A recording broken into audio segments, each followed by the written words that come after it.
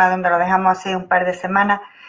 Voy a grabar las clases mientras sean virtuales, pero las voy a ir quitando, pues las voy a tener unos días y las voy a ir quitando, ¿vale? No las voy a dejar permanentemente. Entonces, pues bueno, voy a ponerlo para iniciar la grabación y como ya digo, pues bueno, mientras las clases sean online, que parece ser que va a ser solo esta semana, pues bueno, la mantendré ahí por los temas que me comentabais, ¿no? De que después puede ser más fácil a la hora de estudiar. Bueno, digo que vamos a empezar con este tema 2. El tema 1 era sencillamente la introducción y el tema 2 de la asignatura es simplemente un tema en el que se recogen pues una serie de resultados que nos van a hacer falta a lo largo de la asignatura. Por tanto, no es más que una colección que aparentemente os puede resultar un poco sin sentido. Es una colección de resultados, como digo, que serán útiles en el futuro. Entonces, pues hemos preferido darlo así, todo en plan todo en un mismo tema, todo lo que tenga que ver con la convexidad, lo vamos a ver todo en un mismo tema y así, pues bueno, después no tenemos que ir cortando los temas para repasar cuestiones de convexidad. De todas formas, en este tema no vamos a ver todo lo relacionado con convexidad que vamos a necesitar en la asignatura. Aquí faltaría un último apartado, que sería el apartado el 2.4, ¿vale? Que serían las funciones convexas. ¿Por qué es esto? Bueno, porque en la asignatura ya comentamos que había como dos partes, ¿no? Claramente diferenciadas. La parte de la programación lineal, que era aquello que hacía referencia a los problemas de optimización, donde tanto la función objetivo como las funciones que determinaban las restricciones posibles eran funciones lineales. Y luego había un par de temas donde abordábamos los problemas de optimización sin esa hipótesis de linealidad.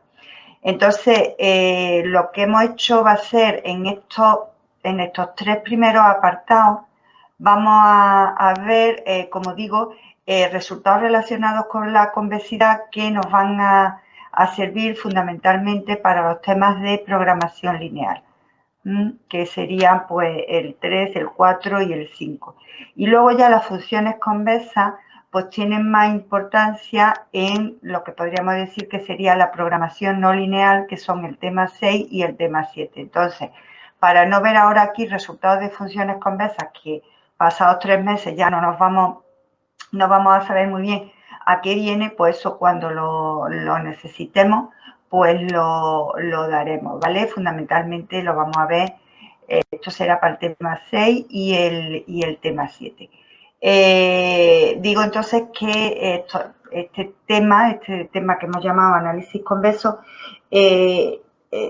tenemos que verlo como un conjunto de herramientas necesarias para los temas 3, 4 y 5. Fijaos que el estudio de los problemas de programación decíamos que hacía referencia, pues en primer lugar, a la formulación de los sistemas reales como problemas de programación matemática. Eso es lo que estáis viendo ahora en los problemas. Lo que estáis viendo es cómo traducir un sistema que queremos optimizar, cómo traducirlo a darle la forma de minimizar o de maximizar, en resumen, de optimizar un funcional sujeto a que esas posibles decisiones pertenecen a algún conjunto. Esa traducción de un sistema real a un sistema de programación matemática, como digo, es lo que se conoce como la formulación o el modelado del problema y lo estáis viendo en teoría. Después teníamos un segundo apartado en el que estudiábamos la estructura del problema. Es decir, estudiábamos cómo era el problema matemáticamente hablando, qué propiedades tenía, etcétera, etcétera, de tal manera que nos pudiera asegurar la existencia o no de las soluciones y la caracterización de las mismas. Y luego, por último, a partir de esa estructura previamente estudiada desde un punto de vista teórico, lo que hacíamos era deducir, construir algoritmos para encontrar de forma efectiva las soluciones. Bien, pues en ese segundo bloque en el que tenemos que ver las propiedades que nos permiten ahondar en la estructura del problema, dentro de esas propiedades tienen una especial importancia la convexidad. La otra propiedad que tiene especial importancia es la diferenciabilidad, pero esa la conocéis más que de sobra, con lo cual en ese tema no tenemos que repasar nada ni que entrar nada. Vamos a repasar entonces, por tanto, la parte de convexidad, tanto de conjuntos como de funciones. Como digo, de funciones ahora mismo no, eso será más adelante, cuando las necesitemos, y ahora, por tanto, lo que vamos a estudiar es fundamentalmente, bueno, vamos a estudiar la convexidad de conjuntos. Vamos a empezar entonces recordando los conceptos de combinaciones lineales, combinaciones afines y como particularización de estas la combinación convexa. Si tenemos A sub 1, A sub k y B son vectores de Rn, diremos que B es una combinación lineal de los A sub i si existen unos multiplicadores de tal manera que B es la suma de los productos de los lambda j por los A sub j. Si esos lambda sub i, suponemos, o esos lambda sub j, Enrique, le puedes dar a tu zoom de tu pantalla y lo vas viendo mayor si tiene algún problema.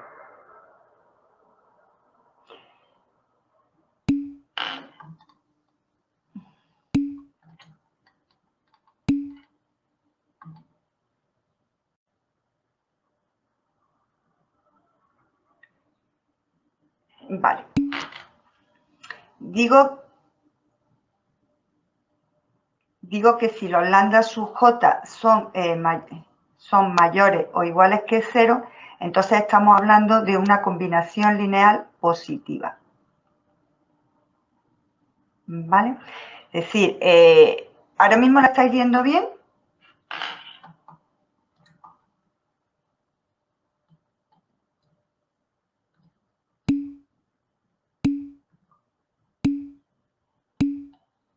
Bueno, hay quien sí y hay quien no. No sé, este es el tamaño que yo habitualmente utilizo.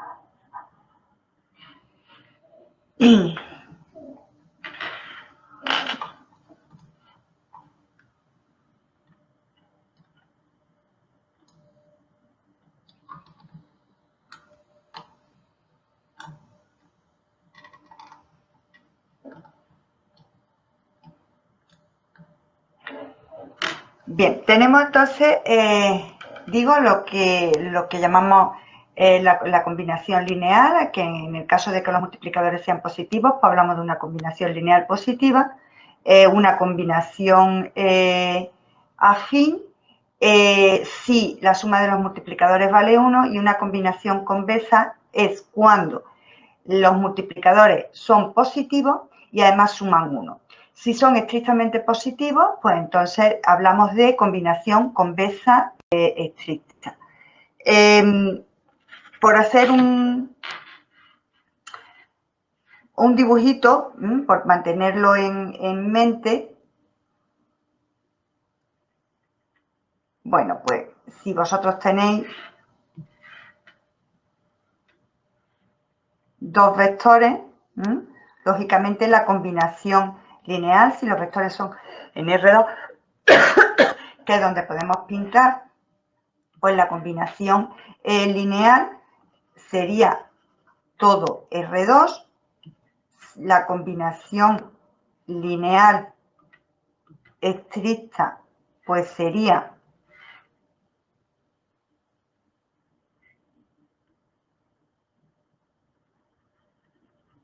el cono, la combinación afín sería la recta y la combinación convexa pues sería, la combinación convexa sería el segmento, ¿vale? Y la combinación convexa estricta sería el segmento sin los extremos, ¿vale? Bien, bueno, pues entonces con esas definiciones decimos que un conjunto es convexo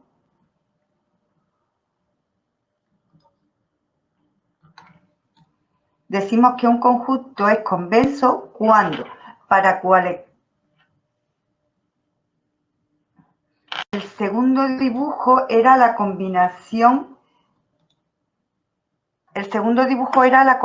lineal positiva.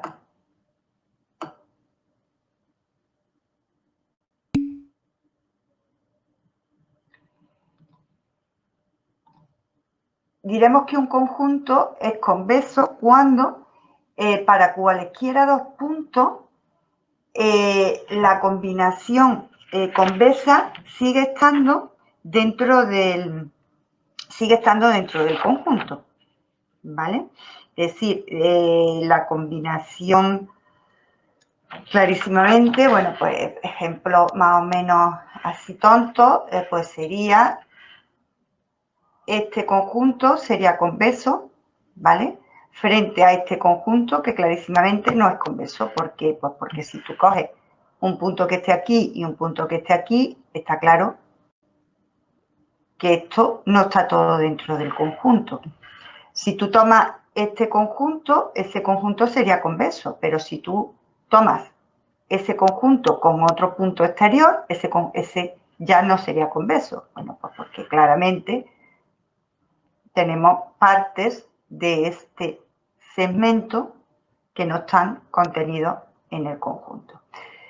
¿Vale? Luego, por tanto, un conjunto es convexo si gráficamente, intuitivamente, geométricamente, contiene a los segmentos que unen cualesquiera dos de sus puntos y analíticamente, pues si el conjunto contiene a todas las combinaciones convexas del conjunto.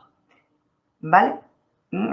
Dicho de otra manera, claro, es que la combinación convexa es geométricamente el segmento representa, considerando todos los valores de lambda, representa el segmento que une los dos puntos.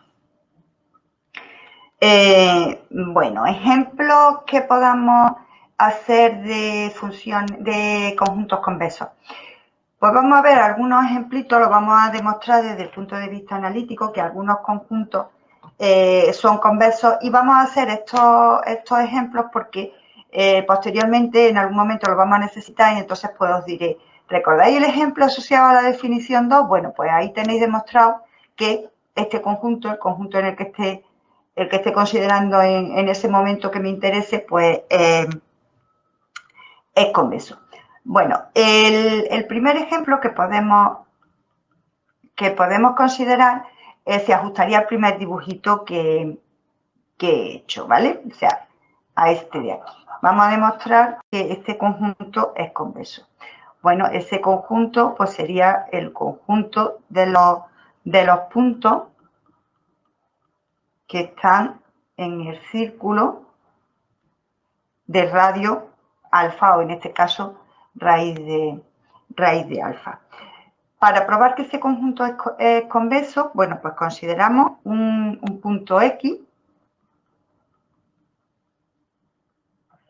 Consideramos un punto X y un punto Y. Estamos en R2, tienen dos componentes del conjunto S. Bien, y ahora consideramos la combinación convexa de esos dos puntos.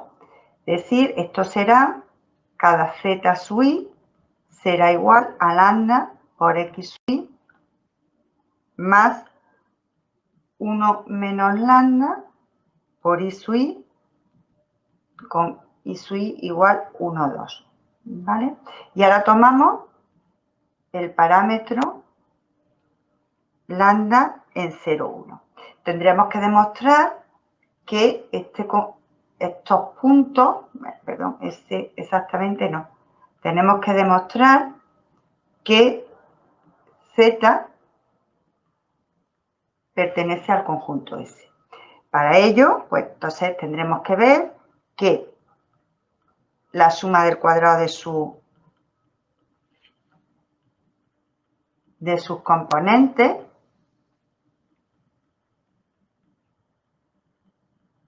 es menor o igual que alfa. Si desarrollamos estos cuadrados, pues me quedarán, y reordenamos,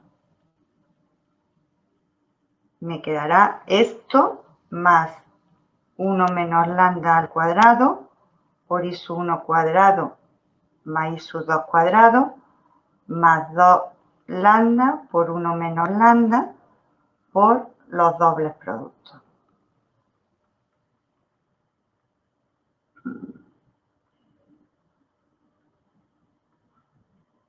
¿Vale?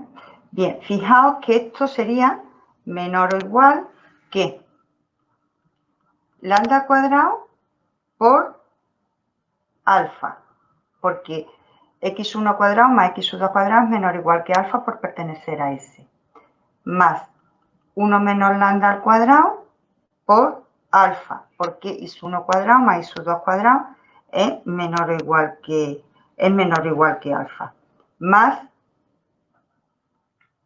y ahora me quedaría 2 veces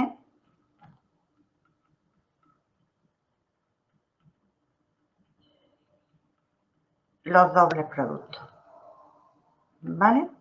Bien, pero sabemos que 2 veces los dobles productos es menor o igual que la suma de los cuadrados. Luego esto me resultaría menor o igual que lambda cuadrado por alfa más 1 menos lambda cuadrado por alfa más lambda por 1 menos lambda por x1 cuadrado más y sub 1 cuadrado más x2 cuadrado más y sub 2 al cuadrado. ¿Vale? Otra vez, x1 cuadrado más x1 cuadrado más x2 al cuadrado es menor o igual que alfa, y sub 1 cuadrado más y sub 2 al cuadrado es menor o igual que alfa. Luego, por lo tanto, esto me queda que es menor o igual que 2 veces lambda por 1 menos lambda por alfa. Bueno, pues si eso lo sacáis el alfa factor común, lo que os queda es alfa por lambda más 1 menos lambda al cuadrado, que esto es alfa. Luego, por lo tanto, tenemos que la suma de las componentes de z es menor o igual que alfa, de lo cual se deduce que Z pertenece a S y por tanto S es convexo, porque esto es verdad, cualesquiera que sean los puntos X e Y pertenecientes a S y cualquier parámetro, y para cualquier parámetro lambda. ¿Vale? Bueno, vamos a ver ahora que también el conjunto de las combinaciones lineales positivas de un conjunto K de puntos también es convexo. Es decir, ese conjunto también es convexo. La forma de probarlo, pues sería otra vez coger un X y un Y que estén en S. Por ser X e Y perteneciente a S, X es de esta forma e Y será de esta forma. Si hacéis la combinación convexa, donde el lambda pertenece a 0, 1, pues esto os quedará, cuando reorganicéis, os quedará como la suma de lambda a su I más 1 menos lambda b su I por x su I, ¿vale? Siempre desde 1 hasta acá. ¿Esto pertenece al conjunto S? Bueno, pues es una combinación lineal de x su Y. Si puedo garantizar que los multiplicadores son positivos, pues entonces podré garantizar que pertenecen a S.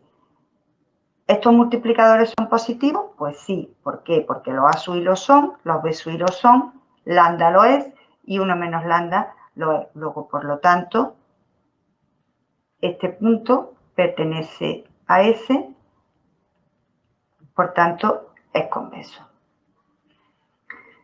¿Vale? Luego, por tanto, el conjunto de las combinaciones lineales positivas de un conjunto finito de puntos es convexo.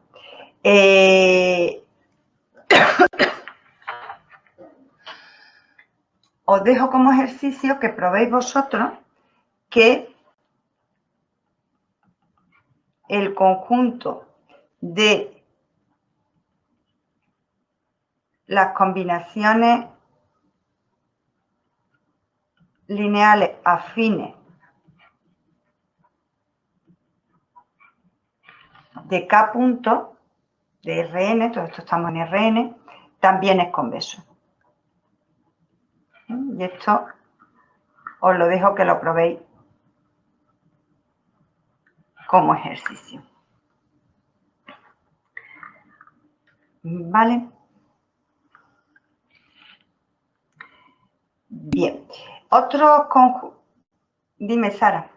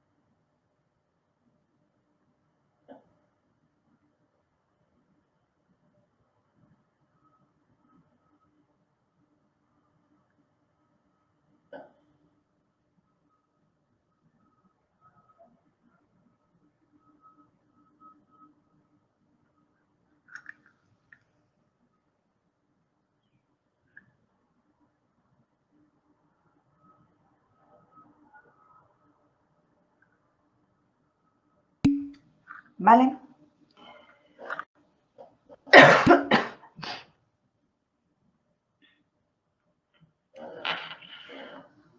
Venga, pues seguimos. Digo, otros conjuntos que también vamos a utilizar, pues van a ser estos, los conjuntos de X, todo esto estamos, como digo, en Rn, tal que C traspuesta por X es igual a alfa, donde C es un vector fijo de Rn y alfa es un escalar. Bien, pues este conjunto también podemos ver que es convexo porque si consideramos dos puntos de ese conjunto y un lambda entre 0 y 1, pues entonces si tú multiplicas z por la combinación, si multiplicas c, hace el producto escalar de c por la combinación convexa lambda x más 1 menos lambda y, pues esto lo que te quedaría sería lambda por c traspuesta por x más 1 menos lambda c traspuesta por y. Como esto vale alfa y esto vale alfa, pues entonces te quedaría lambda por alfa más 1 menos lambda por alfa, que vale alfa. Luego, por lo tanto, deduces que la combinación convexa pertenece a S y por tanto S es convexo. ¿Vale? ¿Os acordáis cómo llamábamos a los conjuntos S? Al conjunto que yo he definido de esta manera. ¿Recordáis cómo lo llamábamos? ¿Esto qué es? NRN.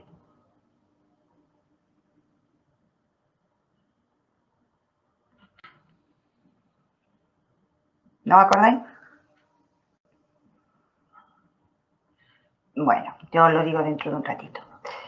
Hay otros conjuntos que también van a ser para nosotros interesantes relacionados con el anterior, que son aquellos conjuntos en los que, más o menos, en los que son menor o igual que alfa, mayor o igual que alfa, menor estricto que alfa y mayor estricto que alfa, ¿vale? Donde C, quedamos que es un vector de Rn y alfa es un número real. Bien, pues todos estos conjuntos también son convexos y también os lo dejo como ejercicio, ¿vale? Son triviales.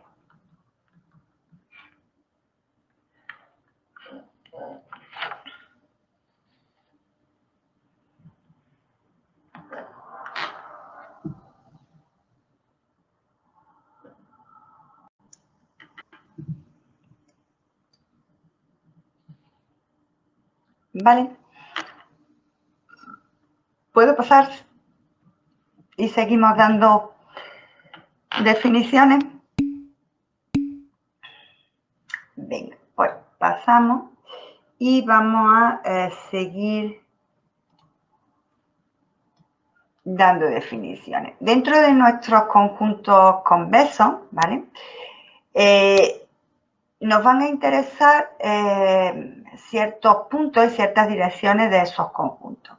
Lo que llamaremos un punto extremo, que es aquel tal que si lo puedes poner como combinación convexa estricta, entonces en realidad X coincide con los extremos. Es decir, dicho de otra manera, X no puede expresarse como combinación convexa estricta de otros puntos del conjunto. Eso es lo que llamaremos puntos extremos. Llamaremos dirección de un conjunto a un vector de tal manera que partiendo de un punto del conjunto y con lambda mayor o igual que 0, es decir, si nos movemos en la dirección de forma positiva, permanecemos siempre dentro del conjunto. Diremos que dos direcciones son distintas. Bueno, si para algún alfa de su 1 es distinto de alfa por d sub 2, que son dos direcciones distintas, pues dos direcciones que son distintas, vamos. Diremos que una dirección es extrema si no puede ponerse como combinación lineal positiva de dos direcciones distintas. Es decir, si D es igual a lambda 1 por D sub 1 más lambda 2 por D sub 2 con lambda 1 y lambda 2 mayor que 0, entonces esas dos direcciones son iguales. Es decir, por ejemplo, para fijar un pelín la idea, si tú consideras el conjunto, si tú tomas el conjunto S que sea el círculo, ¿vale? Si tú consideras el conjunto que sea el círculo, ¿vale? Bien, este conjunto, ¿diréis que tiene direcciones?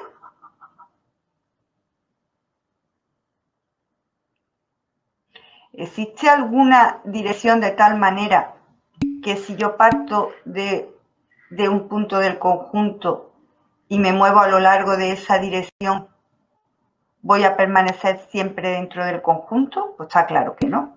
De otra cosa he acotado. Luego no existen direcciones y por tanto no existen direcciones extremas. ¿Y diréis que existen puntos extremos?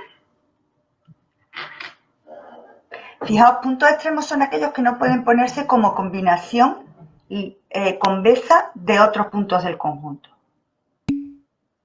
Si yo cojo un punto de aquí, está claro que ese no es punto extremo, porque cojo uno aquí y otro aquí y lo meto dentro del segmento. Sin embargo, como dice Álvaro, sí que existen puntos extremos, todo lo de la circunferencia, ¿verdad? De hecho, existen infinitos puntos extremos. Si tenemos, por ejemplo, este conjunto tiene direcciones extremas. No, por el mismo razonamiento de antes, porque está acotado además, ¿no? ¿Y tiene puntos extremos?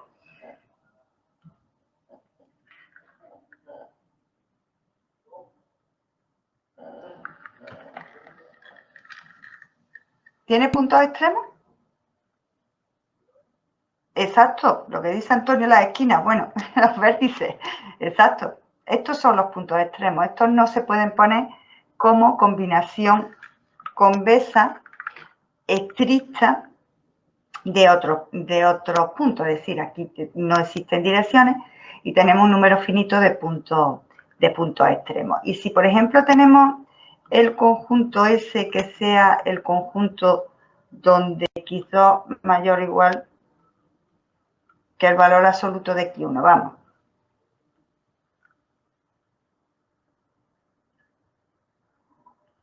El cono. Fijaos que aquí tenemos que todas estas direcciones son extremas. Perdón, todo esto son direcciones. ¿Vale? ¿Por qué? Pues por si tú te pones en un punto de aquí y tiras en cualquier dirección, nunca te sales del conjunto. ¿Quiénes serían las direcciones extremas? Las direcciones extremas sería esta. Yo habitualmente pinto fatal, pero aquí ya las direcciones extremas serían esta y esta. ¿Y quién sería el punto extremo?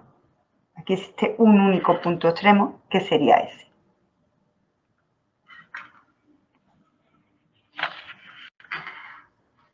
¿Vale? Bueno, vamos a ver ahora, ¿puede pasar?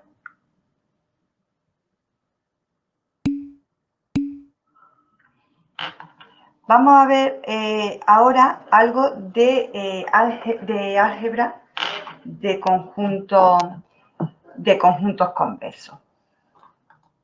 Si tenemos S1 y S2, dos conjuntos convexos, entonces la intersección de convexos es convexo.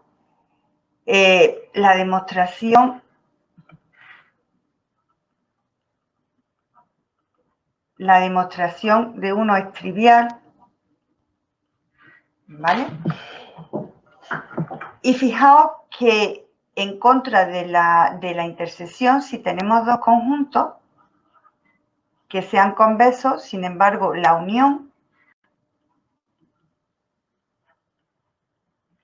no tiene por qué ser convexo. Es evidente, ¿vale? Si vosotros tenéis S1 y S2, está claro que la unión de esos dos conjuntos no es convexo. Cogéis un punto de ahí, un punto de ahí, y lo unís y está claro que eso no es convexo. La suma algebraica de conjuntos y la diferencia algebraica de conjuntos sí que son convexos. Para demostrarlo, bueno, pues vamos a coger un X y un Y que pertenezcan a la suma de S1 y S2. Eso significa que X es igual a X1 más X2, Y es igual a Y1 más Y2, de tal manera que X1 y su 1 pertenecen a S1 y X2 y sus 2 pertenecen a S2. Vamos a tomar un lambda que esté en 0,1 y vamos a considerar la combinación convexa de X e Y. ¿vale? Bueno, pues esto lo podemos poner. Fijaos que esto quedaría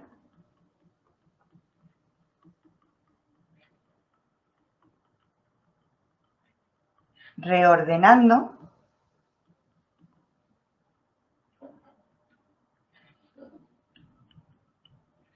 Quedaría lambda por x1 más 1 menos lambda por x1 más lambda por x2 más 1 menos lambda por x2.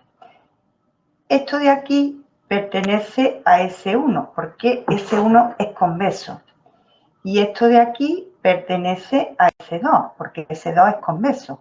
Luego, por lo tanto, la combinación convexa de X e Y lo he puesto como suma de puntos de S1 y de puntos de S2. Luego, por lo tanto, eso pertenece al conjunto S1 más S2, de lo cual deducimos que es convexo.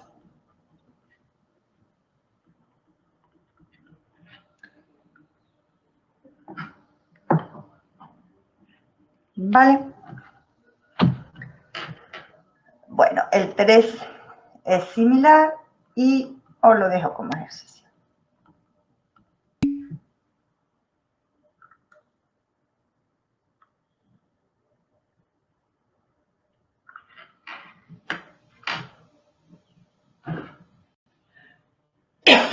¿Vale? Bien. Vamos a ver ahora algo de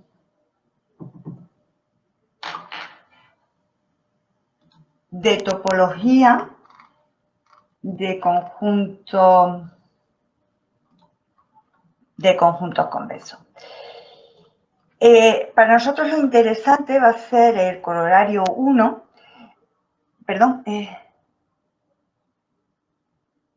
sí, el primer apartado, a ver dónde tengo yo.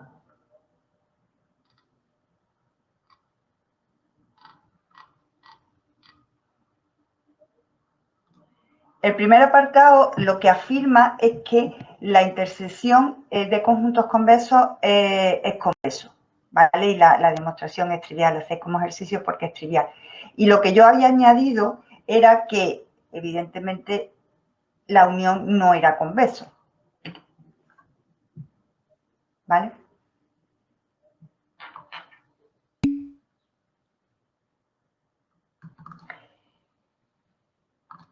Digo que a nosotros lo que nos va a interesar es el corolario 1, que sí que lo vamos a demostrar, pero el corolario 1, como veréis, es aplicación del teorema 1. El teorema 1 no nos vamos a entretener en probarlo, pero quien tenga curiosidad lo puede consultar, está en el Vasara.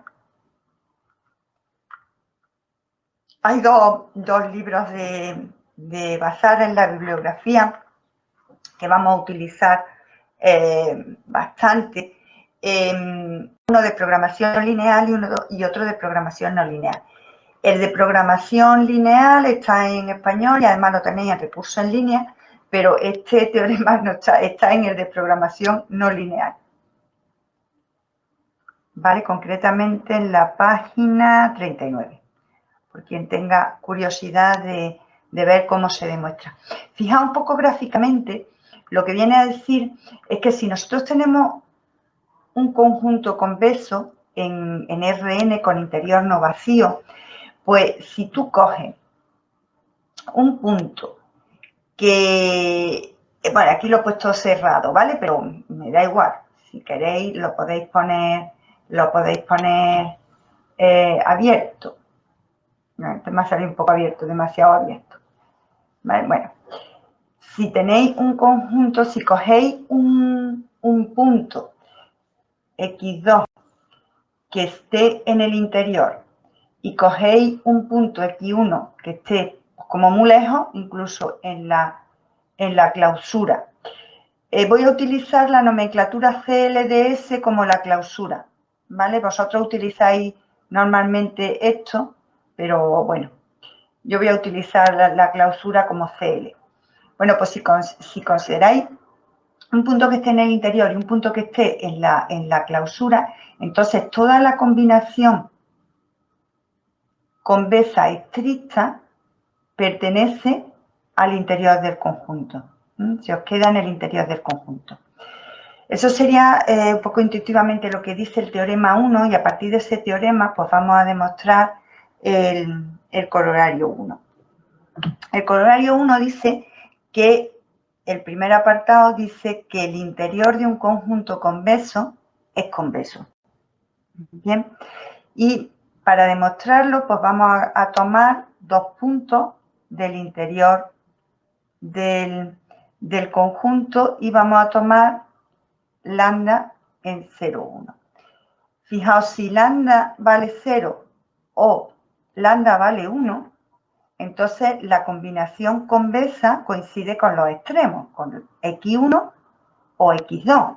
Luego, por lo tanto, aquí la demostración sería trivial, porque sería decir que x1 y x2 pertenecen al interior, que es la hipótesis que estamos haciendo. Luego, por lo tanto, eso sería trivial. Si lambda está en 0,1, quitando los extremos, entonces estaríamos en la siguiente situación. Tenemos que x1 pertenece al interior del conjunto, pero claro, el interior está contenido en la clausura. Luego x1 está en la clausura. x2 pertenece al interior. Tenemos entonces un punto que está en la clausura y un punto que está en el interior. Entonces, si aplicamos el teorema 1, pues concluimos que la combinación convexa pertenece al interior del conjunto. Bien, luego entonces hemos demostrado que para todo lambda entre 0 y 1, la combinación convexa pertenece al interior. ¿Vale? El apartado 2 nos dice que si el interior del conjunto es distinto del vacío, entonces la clausura también es convexa. Para demostrarlo, pues ahora otra vez vamos a tomar dos puntos, x1 y x2, ahora que estén en la clausura del conjunto. Vamos a tomar un lambda que esté en 0,1 y vamos a distinguir también que sea 0 o que sea 1, en cuyo caso, igual que antes, también tenemos el resultado de forma trivial porque nos estaríamos refiriendo a x1 y a x2 que están en la clausura, evidentemente. Y por otro lado vamos a tomar lambda en 0,1 abierto. Bien, vale, pues en este caso, fijaos, como el interior, estamos partiendo de la hipótesis de que el interior del conjunto es distinto del vacío. Como estamos suponiendo que el interior es distinto del vacío, entonces existirá un z que pertenezca al interior. Vamos a tomar ese z y vamos a considerar un mu en 0,1. Bien, entonces tengo z en el interior del conjunto, mu en 0,1 y x2 que está en la clausura de S. A esto le voy a volver a aplicar el teorema 1. Luego mu por x2 más 1 menos mu por z pertenece al interior del conjunto. Ahora voy a coger ese punto, mu por x2 más 1 menos mu por z, que pertenece al interior del conjunto. Y x1, que pertenece a la clausura de S. Y mi lambda, que pertenece a 0,1. Y voy a volver a aplicarle el teorema 1. Entonces tendré que lambda por x1 más 1 menos lambda por mu x2 más 1 menos mu por z, este punto pertenece al interior de S. vamos a fijarnos en esta combinación como función de mu. Vamos a tomar esa combinación como función de mu. Fijaos que, evidentemente, es una función que es lineal, luego, por lo tanto, es continua. Si vosotros calculáis el límite cuando mu tiende a 1, pues g de mu tenderá a g de 1. G de mu, para todo mu, entre 0 y 1 pertenece al interior. Luego el límite estará en la clausura. Pero ¿quién es g de 1? Si sustituís, g de 1 es lambda x1 más 1 menos lambda x2. Luego, por lo tanto, hemos demostrado que, dado x1, x2 perteneciente a la clausura de un conjunto, un lambda en 0, 1, la combinación convexa pertenece a la clausura, con lo cual deducimos que la clausura de S es convexa.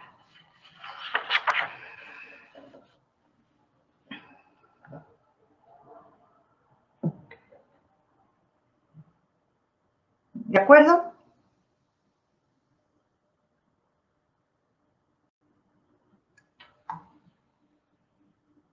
¿Puedo pasar?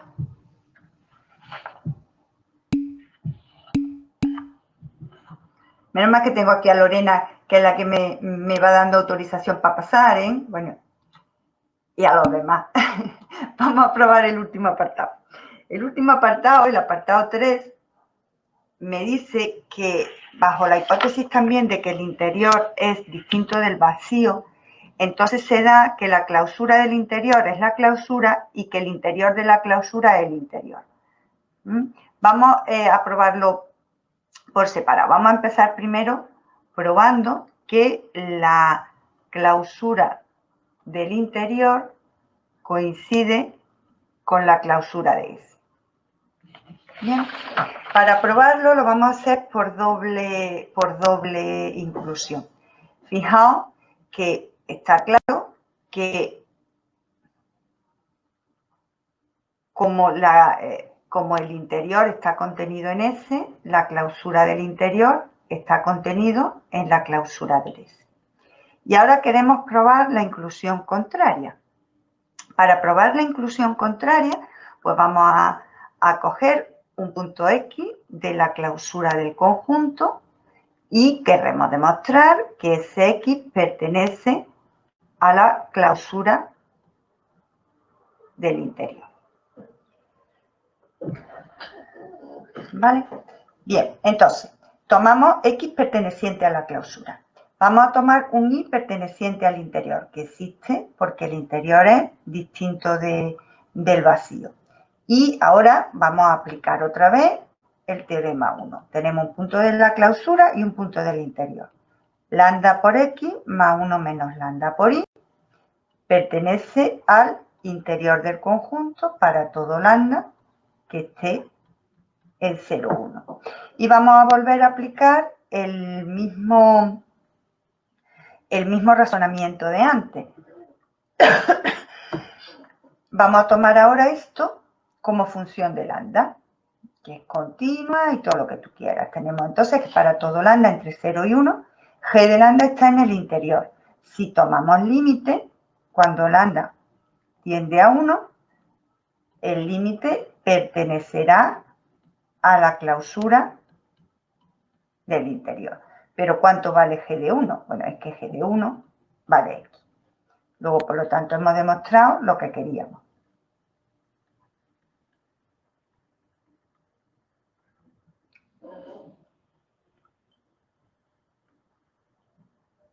¿Vale?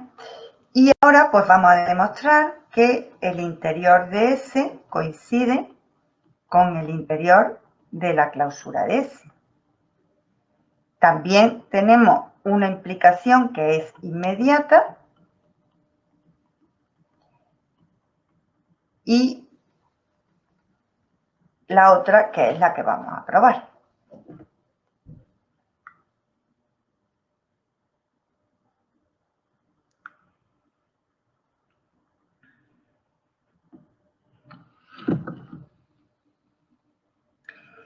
Si tenemos un punto X que pertenezca al interior de la clausura, por definición de interior de un conjunto, tenemos que existe un épsilon positivo de tal manera que para todos los puntos que disten de X menos de épsilon, esos puntos pertenecen al conjunto en cuestión. ¿Vale? Si tenemos un X que pertenezca al interior de la clausura de S, todos los puntos que estén en un entorno de radio menor que épsilon estarán en la clausura de S. Bien, por otro lado, tomemos un Z distinto de X que esté en el interior del conjunto. Existe porque estamos suponiendo que el interior es distinto del vacío. Y vamos a definir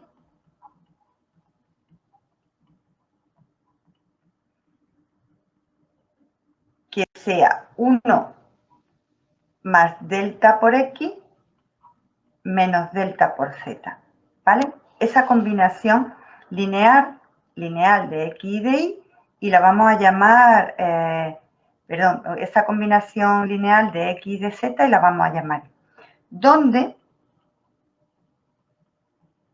delta sea épsilon partido por 2 veces la distancia entre X y Z. Fijaos, delta es estrictamente positivo porque épsilon es positivo y la distancia entre X y Z también es positiva, ya que los estamos suponiendo que son diferentes. ¿Bien? Vale, entonces, ¿cuánto dista ese punto Y de nuestro punto X? Bueno, pues si sustituir lo que vale Y le restáis X, nos queda que es delta por la distancia entre X y Z. Bueno, pues sustituyendo delta esto queda épsilon medios, que evidentemente es menor que épsilon. Luego entonces tenemos, fijaos que si aplicamos esta conclusión de aquí, que todos los puntos que distan de X menos de épsilon están dentro de la clausura, concluimos que nuestro punto Y así definido, pertenece a la clausura de S. Pero resulta que lambda I más 1 menos lambda por Z es X si tomamos lambda como 1 partido de 1 más delta, que es un número entre 0 y 1. Porque si delta es estrictamente positivo, bueno, pues el cociente es positivo y es menor que 1. Luego, por lo tanto, tenemos que X es combinación convexa estricta de dos puntos. Uno de ellos está en la clausura y el otro está en el interior. Todo eso, aplicando el teorema 1, concluimos que X pertenece al interior de S, que era lo que queríamos probar. ¿Vale? Es decir, habíamos partido de que X pertenecía al interior de la clausura, hemos llegado a que X pertenece al interior de S y eso para cualquier X. Luego, por lo tanto, concluimos que el interior de la clausura de S está contenido en el interior de S. como teníamos la otra contención, la otra inclusión, la otra contención no, la otra inclusión, tenemos probado la igualdad que queríamos.